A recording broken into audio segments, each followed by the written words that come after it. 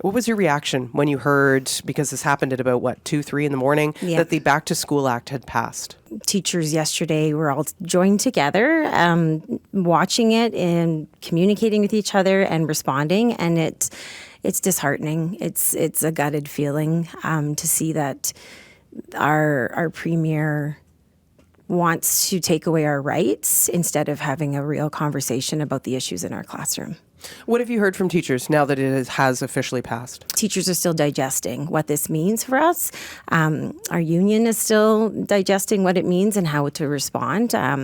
So today is a day I think that teachers really need to process what that's going to look like and how are they going to be able to show up for their students tomorrow.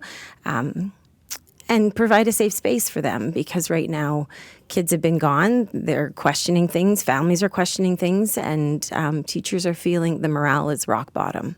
What does this legislation mean for your members ultimately? It means that we're in a sad place in democracy. That's what this means. I mean, we teach our kids all the time about critical thinking. We teach them about the Charter of Rights and Freedoms and how the items in there are entrenched. I taught grade 6 for probably around 6 or 7 years, and that's a huge part of that curriculum. And we teach our kids that you can't just play around with that Charter of Rights and Freedoms. It's there to protect us.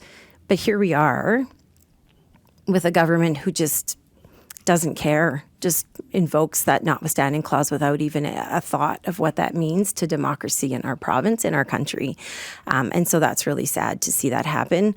So it's a disheartening day, but on the flip side, it also shows that teachers have such a powerful voice in this province that our government has to silence us to get us to go back to work and to fall into whatever agenda it is that they have. That's what that means. It means that teachers' voices are strong, and perhaps our premier is a little bit afraid to let us have that voice, and that's why she's invoking the notwithstanding clause. What are you hearing from parents and students as well?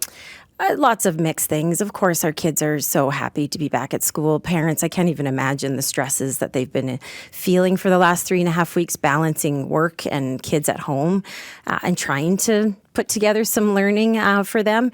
So, of course, everybody is relieved that kids will be back in, teachers as well.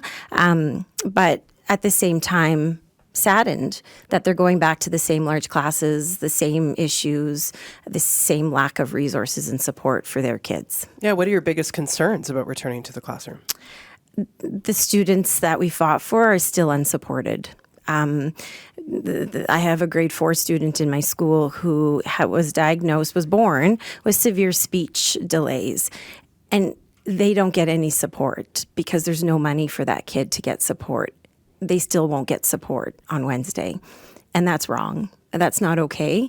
And he's one of many students in this province who are still going back to the classrooms with the lack of support that they need to survive and thrive in this province. How do you think this legislation addresses anything that led to this strike in the first place? It doesn't. It's that simple. It just doesn't.